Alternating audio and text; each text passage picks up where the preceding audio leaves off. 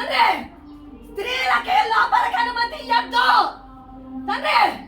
స్త్రీలనే కాదు పురుషులు కూడా అందరూ తండ్రి ఎవరు నిష్టకుంటారు, నిష్టకు లేని తండ్రులు కూడా నా లోపలికి వచ్చి నన్ను ఇబ్బంది పెడతారు. ఎక్కడెక్కడ తిరిగి వచ్చి పాదరక్షలు వేసుకొని పాదరక్షలు బయట వదిలిపెట్టి శుద్ధి చేసుకోకుండా నన్ను ఇక్కడ నిలబడతారు.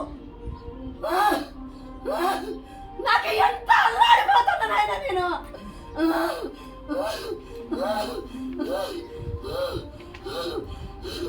నైనలారా ఇక్కడున్న గ్రామంలో ఉన్న వాళ్ళకి పెద్దలకి తండ్రి నా గర్భాలయంలోకి మటుకి ఎవరు స్త్రీలకి అనుమతి లేదు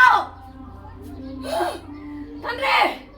అదే రకంగా ఇలాంటి తల్లులు గర్భాలయంలోకి వెళ్తుండ్రుగా అనేది పలకొచ్చు తండ్రి. ఈ తల్లికి నా స్వామి వచ్చిన రోజే గ్రామం మొత్తాన్ని నిలబెట్టి తండ్రి నా జై శ్రీరామ్ దగ్గర ఈ తల్లి గుమ్మా నుంచి పసుపు కుంకాలు చెప్పాలి అని పలికిండు.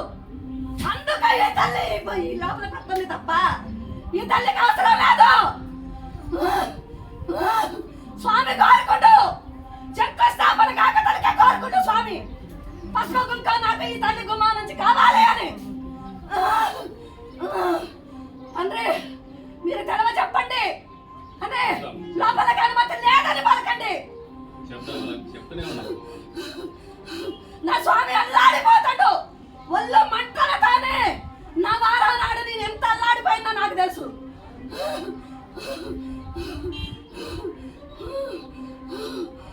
ఎవరన్నా తెలిసిన తమ్ముళ్ళు పలికినా వాళ్ళ మాట గొడవలు వేయటలే.